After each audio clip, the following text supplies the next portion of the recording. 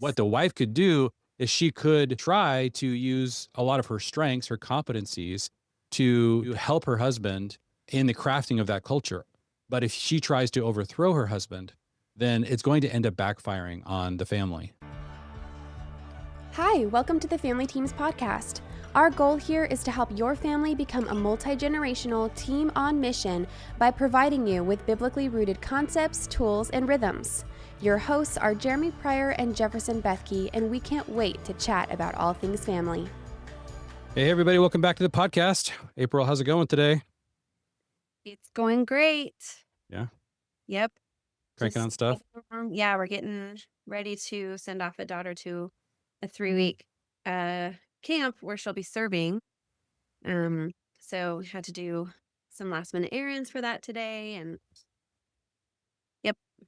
Man, yeah, this is a camp that I grew up at, and April and I got to serve at with our kids. And if you want to join us at the camp in August, something like the 22nd to the 26th, something around there, we're doing a week of family camp at Lakeside Bible Camp on Woodby Island, just outside of Seattle. So please look us up if you want. We're going to talk about Israel and family and all the lessons that we have learned over the years from living there and just watching and observing things that have happened in the various Middle Eastern cultures. So I think this will be one of the coolest week. I can't wait. Amazing food. I'm so excited. So this is where I like to hang out in August, right? April, we love Woodby Island in August. There's nothing quite like it.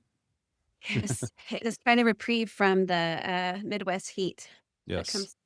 Yeah, they got multiple pickleball courts, a gorgeous lake, and some of the best coffee on that. It's like just a few minutes away. There's a couple of our favorite coffee shops in the country are like right there. There's this place called the Flower Cafe. You'll find April and I going there several times that week. It's going to be amazing. Yeah. Awesome, guys. Well, we are about to open the carts today, actually. We're going to open the cart for the Family Teams Accelerator July theme, which is going to be, drum roll. So we're doing SOPs, Standard Operating Procedures. So these are various things that if you are struggling with chaos in the home, if you're like, man, I can't stand bath time. Every time we try to go out the door, every time we get in the car, if there are times there's meltdowns around dinner time or whatever, this is how you fix it. We are going to train you step by step how to create a standard operating procedure that will help you figure out exactly how to move from a really chaotic, either repeated event in your family's life or a certain time of the day or time of the week. There's a way to make that very, very peaceful. And so we want to walk you guys through that. We're going to have some amazing community coaches in Blake and Chandler Smith. They have, they have 7 kids now. So it's like they keep having more kids. That's right. 7+ kids. Blake and Chandler, they're an amazing family. And so they're going to be our community coaches. They're going to be on the podcast next week. So we're going to talk to you guys all about standard operating procedures, but especially for larger families. I know this for a lot of people sounds a little bit too workish, having SOPs, standard operating procedures for a family, but this is a lifesaver. If you are trying to figure out how to lead your family and have kind of repeated success instead of continual chaos, this is how to do it. If you want to get our free download, there's Blake and Chandler have written this amazing playbook that we're going to put out to the Accelerator. But if you just want to grab the free download, you can go to familyteams.com/SOP and you can get that download and see some of their top tips for how to create a standard operating procedure for a family. So there's ways that they do it for family that are fun and memorable and work really well for little kids. So we want to talk to you guys all about that next week. That's what we're going to be talking about. But today, April and I are going to talk about how exactly does a husband and a wife develop a family culture? There's a very sticky, challenging issue that couples have, and it has to do with the way that men and women are wired. And April, I've heard you talk a lot about this recently, about, there are subtle things that a wife does to partner and sort of accentuate the culture that the father's trying to lead the family into. And there are subtle things that a wife does that I think are helpful in the short term, but subtly undermine the ability for a father to develop a cohesive family culture. So there's a couple of different clips I want to play for you. This one is really interesting. This is a homeschool mom who was kind of wrestling with this question. And she says something kind of surprising in this. So April, I want you to like kind of give me your take on what she describes here about the family culture. All right, this is Sarah McKenzie. She's on the Lila Rose podcast. Just about family culture. Yeah. Because I feel like so much of what you're saying comes back to the mom and the dad and the marriage, quite frankly. And you said something really interesting earlier about really so much of this depends on the peace and the joy of the mom. Yeah. And you would want the dad too to have that as well. So what would be some tips for you that you would give those listening to cultivate that? Because maybe they're feeling like, I would like to do this, but I don't feel like I can do this because on an emotional kind of psychological bandwidth, I don't feel up to the task. And so putting them in school so that I can at least do some self-care even. Yeah. Maybe they're thinking that. Yeah. Well, One big question, I know. Yeah. One of the things that comes to mind for me right away is that early on, I said I read like way too much, really. I read too much philosophy of education kind of stuff because it's just my personality type to like read everything I can get my hands on when I get excited about something. And to the point where I was sort of ignoring the children that were in front of me and idealizing this Charlotte Mason kind of education or classical education or whatever it was. And it changed. One of the things that did, unfortunately, is it gave me sort of this prideful, like, I know what I'm doing here because I'm the one who's reading all the books. So when my husband would make a suggestion for our homeschool, I would think, you don't know. I'm the one who's doing the reading. I'm the one. And I oftentimes in those early years sort of discounted what he would suggest or say. That is probably my number one advice. I would say, like, better, more than anything else I've said, what I should have done in those early days is ask my husband 20 years from now, what do you want our kids to say? Because he loves these children. Yeah, shared vision. Exactly. And then is there a way that I can, when I'm homeschooling the kids, can modify the way I was going to do it to also make sure that we're encompassing the way that really, when I made that shift, is when he got excited about homeschooling and that changes everything. So if you have like a spouse, whether it's your husband or it's whoever's doing most of the homeschooling, right? Mom or dad. If you can get a shared vision so that you both are really excited about it, that changes the whole tone and tenor of your homeschool. And then I think it also makes it easier for the one who's not doing most of the homeschooling to support. And, a lot of times in those days, I would say, like, I just need 2 hours in a coffee shop with nobody touching me. Because, when you've got all the little kids, they're always touching you. I just need to go. He would, send me off to the coffee shop for a couple hours on a Saturday morning so that I could have a minute. And a lot of times I was just planning homeschooling. So it's not even, I didn't need a break from that necessarily. I just needed a minute. And this is such a tricky, I really liked, she's kind of putting her finger on something. I think we talked a lot about, April. I'm just curious your thoughts on this because there is an unholy alliance in our culture between the boss mom and the passive dad. We have created a culture where that is very common, especially within the Christian world. So, and man, as a husband and father, I am so happy for you to just take all of this. You read all the books and I can do whatever I want. It's like, and so it feels like, oh, this is a great divide and conquer, perfect thing. This is how it should work. The mom, she can go to all the conferences, read all the books, hang out at all the co-ops, hang out with all the moms and make this whole thing like her realm. And the dad gets to be like, gets the free pass. And so Sarah's, as a really, really advanced home educator. I mean, she started, I think, Read Along Revival. I mean, she's a very thoughtful woman who's really, and she's going back and saying, if I could do one thing over again, it would be to form a team with my husband and make this an us thing instead of a me thing, so that he could have a large influence over the culture of our education.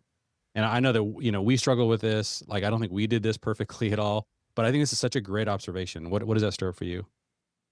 Are you talking about schooling specifically or Anything? I think this happens in every realm where the husband and wife's, where the wife, where they agree to divide and conquer around some core area of the family's culture. This could be the food of the family.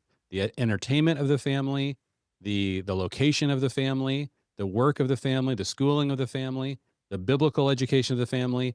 Like this is a very common pattern, and where the mom has a vision, she does the research, and the husband gets more and more passive. Yeah.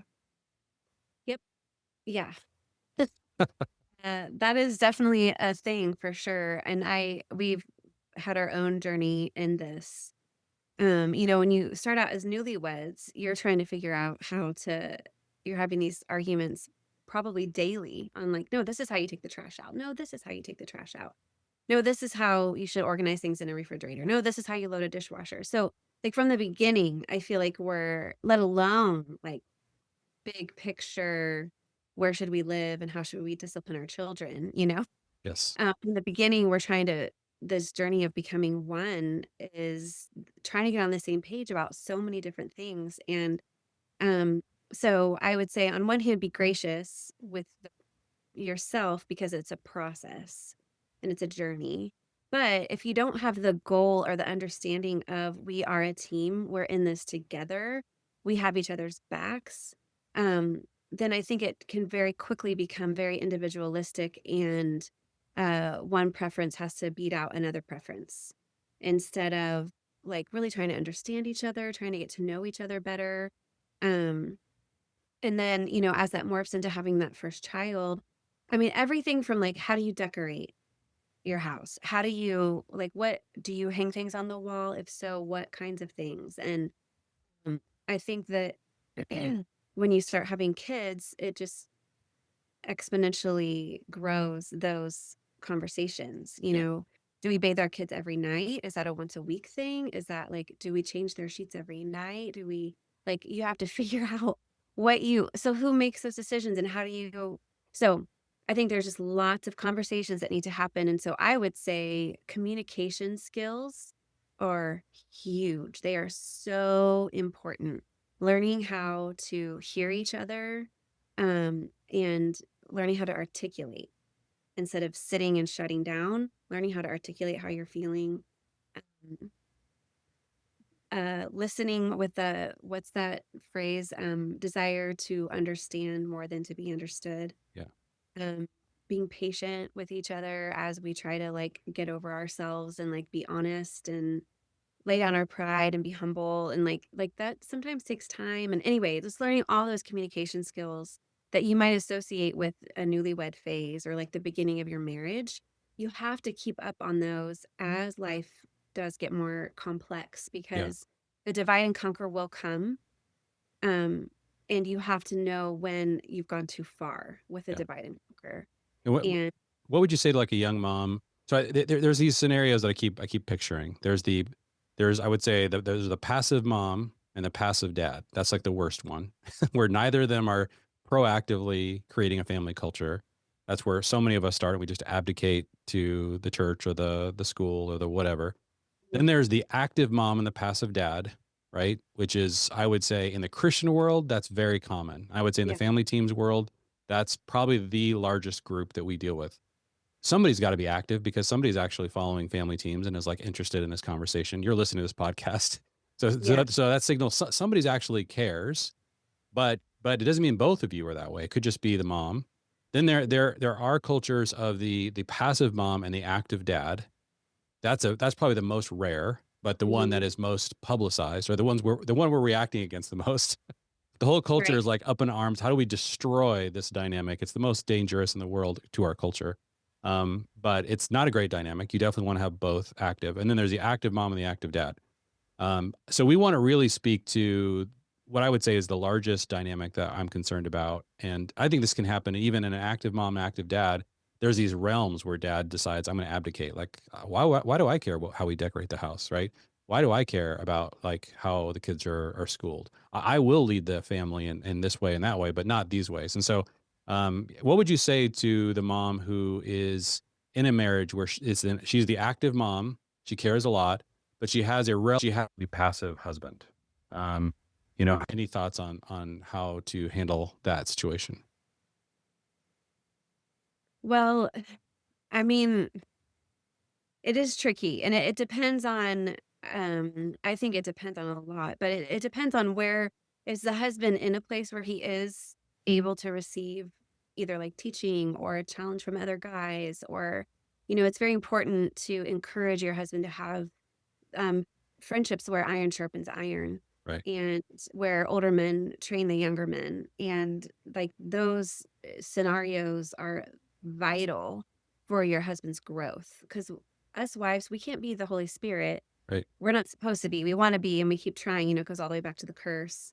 Or we want to control over our husbands. But like I think that we have to walk a fine line. And I think if I was saying it the most extreme way, I would say like the wife and the children will either suffer or thrive in direct correlation to the husband's vision casting and leadership. Like And so so, you're saying she may feel the pressure to make up the difference and yeah, become both the mom and the dad, but in reality, that gap's going to exist one way or the other. Like yes, your kids really, your family needs both, and so you can really be an amazing mom. But if you decide you also want to fill in the gap and be an amazing father and become the visionary leader of the family because your husband's becoming so passive, you're saying, look, that there's an inevitable. You may think that you can fill that gap and you can save your family and save your children from suffering, but you probably are going to run into a situation where that's just not going to happen. Like your family will suffer. yes. I do believe that. I mean, and I'm saying that out of experience and out of longevity. Like, you can only do this for so long. You can only lead your family, like as you're saying, like be the mom and the dad for so long before things start to get really out of whack and out of alignment. And there's confusion for the kids and the husband. You're allowing the husband to go further and further into his passivity if you're just willing to keep on taking more and more on.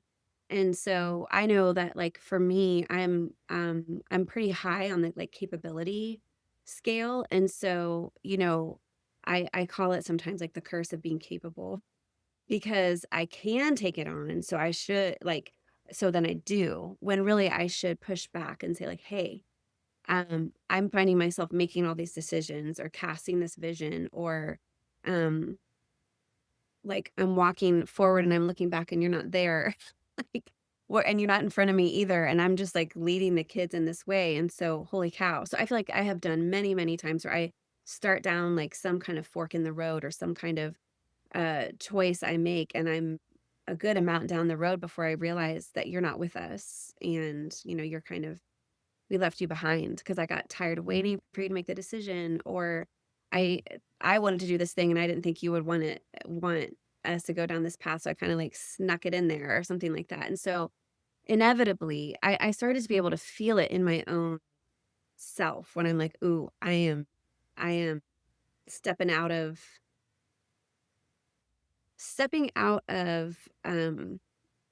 alignment, I would say, with my husband. I just am like taking my own little side trail here. And I'm bringing, because the mom has so much sway over the kids, and for many, many, many years, you are in charge of what they're doing with their day.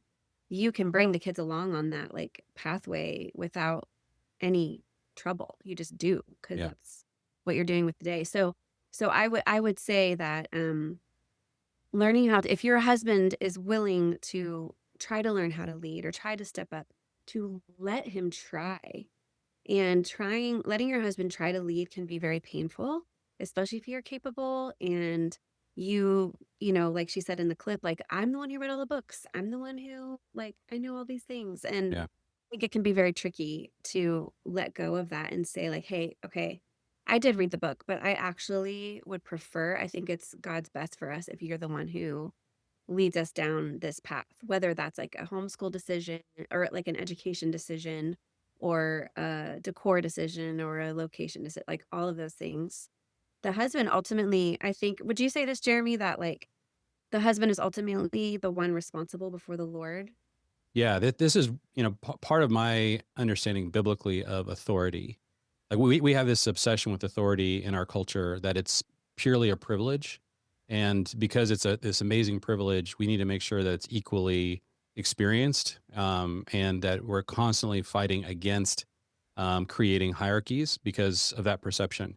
In the Bible, authority is much more a matter of responsibility. Who's going to be held accountable? And so there's a amazing verse in Hebrews 13 which says please submit to your leaders, because they are working as people who have to give an account. I mean, so the basis, what the author of Hebrews is saying about authority, is that you need to have compassion for the fact that that person is going to give an account before God for how they treated that leadership opportunity.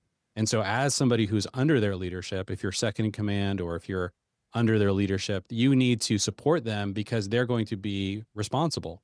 You're responsible for supporting them, but they're responsible for the outcome of the team. And so that understanding that authority and responsibility have to be perfectly in sync. And therefore, if you have responsibility for something, you need to have authority. Like, what good does it do to, basically say to somebody, you're responsible, but you can't actually have the authority to make any changes? No, that doesn't work. And what we try to do in our culture is the opposite, which is we give authority without responsibility. Like, I want to be in charge. I would like to have the power to do whatever, but I don't want to be held accountable or responsible for the outcome. But those things are really important to have those two things in sync. And in the family, the reason why there is a particular leader in the family isn't so that one person's preferences can rule over the family. It's so that somebody can be held accountable, right? This is the reason why there's a lot of goodness to that structure. This is why you don't tend to see things like, co-coaches on football teams or any kind of sports team that is in a highly competitive situation. You don't see, in an army, they don't inject tons of confusion and who's in charge. They have a very clear chain of command because there are life and death decisions that have to be made. And then if you are trying to lead your family on mission and you're trying to do very difficult things as a family, multi-generationally, then you need to be clear about these lines of authority and responsibility. And I think that part of what I think she said that I think was really helpful is that when you have a husband who, let's say you believe that he's the leader of this family, but he is subtly abdicating the creation of the educational culture, right? He doesn't care. He hasn't read the books. He doesn't want to weigh in. And so the wife tries to make up that gap. What tends to happen over time, this is what you're saying, April, about longevity. A lot of people will argue with us because they have another ideal in their mind. They don't understand how this works. They think that somehow magically whoever takes control or takes the reins is actually going to be successful in crafting the culture. They don't see what this actually looks like 5, 15, 20 years later, which is that over the long term, what begins to occur is whoever actually has control of the culture, their culture actually begins to dominate. And so if the dad has a lackadaisical attitude towards education, then, whoa, what happened? All of a sudden, my son doesn't care that much about education. It's like, but I read the books. I did all the right things. I checked all the boxes. I went to all the co-ops. Yeah. But your husband was the leader and he actually crafted the culture. And in his abdication, that culture is going to seep into your family. And so it doesn't actually work. It doesn't actually work for the wife to take over. This is actually goes all the way back to Genesis 3, where there's this, crazy verse after the fall that that's a part of the curse, which is that it says your desire will be for your husband and he will rule over you. It's a fascinating, basically saying that inside the fabric of the way that the world is now going to play out, you're going to desire to, and in the New Living Translation even adds, you'll desire to control your husband, but he will rule over you. It doesn't say control, but it does seem to suggest that there's some kind of usurping that she's going to attempt to do, and it's not going to work. That's basically what God is saying there. And so if it's not going to work, then maybe we need to take a big step back and say, okay, is there a reason? And this is like, there's that very famous accidental study that happened in Switzerland where they discovered that the family over the long term would follow the religious preferences of the father in some crazy high percentage of the time in a way that's completely out of balance to what you would expect his influence is as just another person or member of the household. And even in these hyper-egalitarian societies that don't believe in any kind of structure in the family, it just still plays out the same way. And this is what's so frustrating to so many people because they don't understand that there's a basic creation order, that the father, that's not just a arbitrary decision. The father has a particular amount of influence over the family, and it's an enormous amount of influence. And so that influence will be felt one way or the other. It will be Yeah. felt either in his abdication or is in his active leadership. And so what Yes. the wife could do is she could try to use a lot of her strengths, her competencies, to attempt to help her husband in the crafting of that culture. But if she tries to overthrow her husband, then it's going to end up backfiring on the family, right? So how have you Yes. seen that play out? Any of your thoughts on that? Well, I would say we overthrow in these micro ways that we would never call overthrowing. And that has long-term implications. And I think we do it so often out of fear. So some fears that we might do it out of are like, oh no, our kids will be uneducated. I'm terrified of my kids being uneducated. Oh no, our kids are gonna, if we let them eat this food, then they're gonna, be overweight and have diabetes and have like awful eating habits or whatever. Okay, um if we don't do this type of sleep training, then I will be awake for the next year of my life. Or, if if we um I don't know, especially with the internet and the information age, there are so many fears to be had. Yeah. Fears we didn't know were possible. And so I really attribute a lot of our as moms, our like wanting to take the reins out of due to fear Mm. because we're afraid of something. And the way fear has kind of crept in, it can be hidden and nasty. But I think that we usurp or overthrow our husband's leadership in a lot of ways without even realizing it. So I would just issue the challenge um, to look at the way decisions are made in your family. Look at the thing that's on your heart right now. You want your husband to care about it as much as you. And I will say from my own experience, sometimes my emotions get the best of me and I care about something way too much. Like I've lost perspective.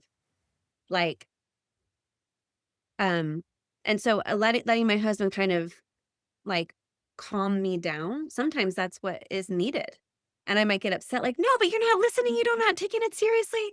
And what he might actually be saying is like, I'm just not as afraid as you are. You are afraid of this, and I am not. And so we're not going to Mm. do that thing. So the balancing out needs to happen. And just because you're freaked out about something and he's not being as upset and worried as you are, doesn't mean that you're right. Yeah. Um, so I would say like that's one way you can work on being a team is like, hey, I'm feeling really stressed out about this thing, teammate, since we're working together towards the same goal. Mm. Am I right to feel stressed out about this? Do you think I'm like maybe exaggerating it or blowing it out of proportion? Can you help me get perspective on this? Because I'm like really, for some reason, worked up about this Yeah. thing. Yeah. That's good. Yeah. This is, I think a really, one of the things that's really, I think, helpful, and because I've been in these situations as well where I've been second in command. And one of the ways that you can begin to work out a lot of this tension is you really do have to picture that first in command person, the husband or the person in leadership, as standing before God and taking the brunt of that responsibility. Yeah. And this is why the garden, it was when Adam and Eve ate from the tree, but God came to Adam first and asked him first, like, did you eat from this tree that I told you, specifically you, because there's no Yeah. record of God actually telling Eve, I told you not to eat from. Like I gave you the command, I made you the leader, I made you responsible, and you blew it up. And then the once, he passes the buck to his wife, and we've been doing that ever since. So this is Yeah. the challenge, I think, of going back and forth. All right, there's one more thing I want to throw into this conversation, because this really shocked me. So Nancy Pearcey, professor who wrote The Toxic War on Masculinity, she was on a podcast, and she's an incredible researcher, and she pointed something out about sort of first wave feminism. And she said that there were all kinds of feminists early on. This was before first wave feminism was when women got the right to vote, right? Female suffrage. And she said there was a whole cohort of a movement of feminists who were against female suffrage. And their reason is fascinating. So I'm going to play this for you. And I think it has a lot to do with what we're talking about here. Nancy, I was surprised to learn from your book that you made the point that the vote was not necessarily popular with women back when female suffrage was being debated. That seems extraordinary to our ears, the idea that there would have been women who thought this was not a good idea. Was that somehow part and parcel of this attempt to rein men in that you're talking about and bring them back to the drawing board? Absolutely. Back to involvement? Yes. And I didn't realize how controversial that section of the book would be. But I've had a lot of people contradict, like, what? But so I was very careful to quote people of the time. I have several quotes from the anti-suffragists of the day. And what they argued was they were not arguing male vote versus female vote. They framed it as individual vote versus family vote or household vote. Right. And they were very concerned that if men started acting unilaterally as an individual and voting, that he would no longer feel constrained to represent the whole household. And that was their concern, is that it was reducing the sense of responsibility on men. That was their concern. It was letting men off the hook, right? It was saying, you can go vote however you want and not think about the impact on your whole family, your whole household. Remember, households were bigger than just a nuclear family then, too.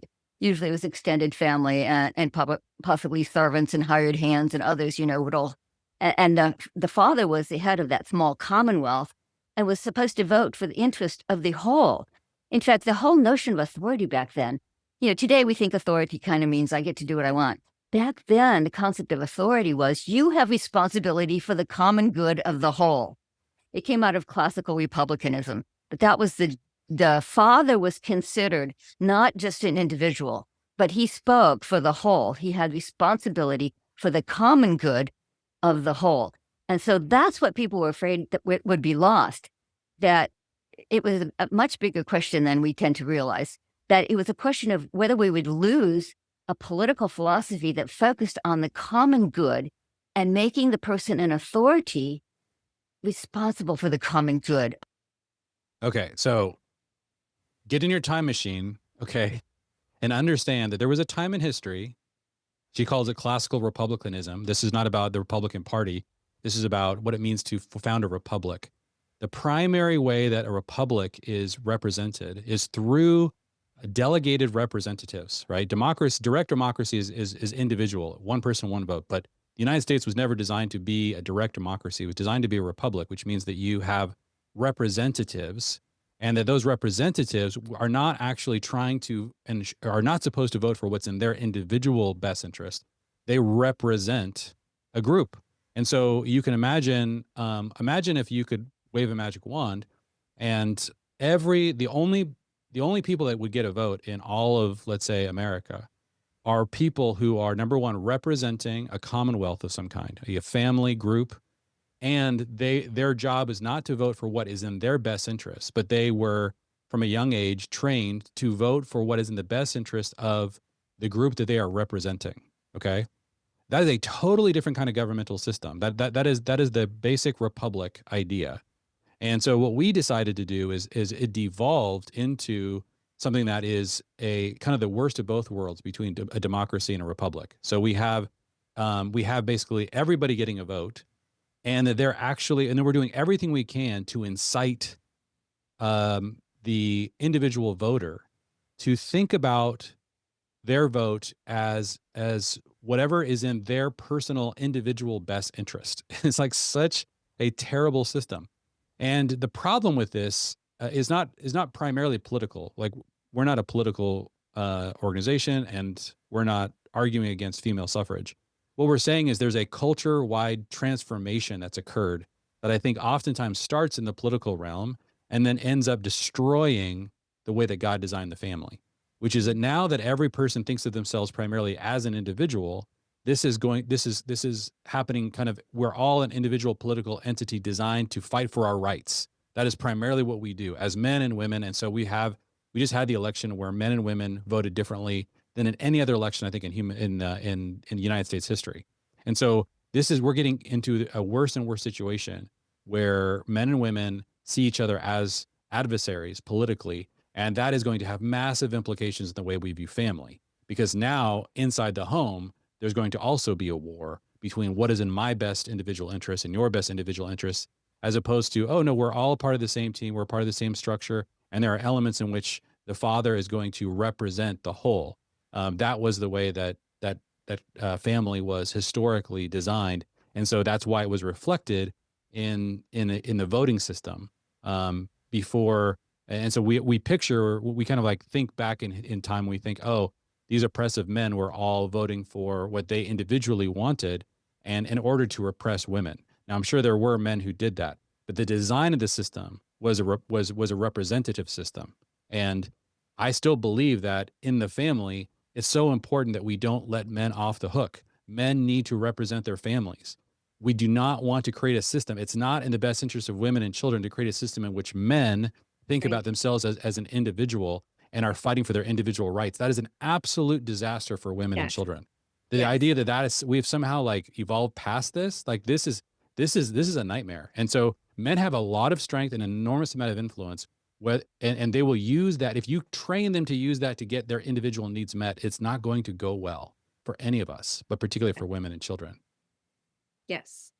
I agree totally. I know it's so controversial. Like our brains are just absolutely trained in our society to be so like it's a good thing that women can vote and all that, and like the breakdown now it does make sense because we have such individual lives. Right. You can't go backwards, but to look at where we've come from and to understand why there was a movement against such a thing. Like, it's to us, it sounds good. Oh yeah, votes for women, that women weren't able to vote. Like, wow, that's so sad or so oppressive or something. But to realize what was present and how it did function and how it's actually shooting ourselves in the foot, I think, as women to do what the vote did, like you said, because of the taking the responsibility off of the men and saying, actually, you can just vote however you want. Right. Or you don't have to consider anyone else. You can just consider yourselves. Right. Yeah. You think of yourself as an individual. Yeah. And this is what we're advocating for. This is not political. We're saying that this pattern that is happening in the world politically is happening in every one of our homes. And so what happens is in every realm, how we decorate the house, how we discipline our kids, how we decide where to live, and how we decide how to educate. All of these decisions are culture shaping decisions that the husband and wife need to work together as a team in their diverse, complementary roles in order to lead the family into a positive direction. And we don't invent that structure. We respond to it. God has already decided who to hold accountable and what kinds of gifts to give to each member of the family. And so it's really important that we just simply honor what God's already created. So, all right, guys, I know that's a lot. That's intense, but thank you guys so much for jumping on here today. Again, remember, we got the Accelerator open. So head over to familyteams.com, click on the Accelerator. If you want to jump into our whole month of July is going to be about how to create these SOPs for a family and create lots and lots of order out of chaos. So if you find that that's a need for your family, then join us on that journey. We'd love to have you in the Accelerator. So thanks so much, April, for jumping on here today. Absolutely. Thank you for listening to the Family Teams podcast. If you're enjoying this content or have learned something new, please make sure to leave a rating and review and share with a friend. To stay up to date with our events, new content, and products, you can follow us on Facebook and Instagram at Family Teams.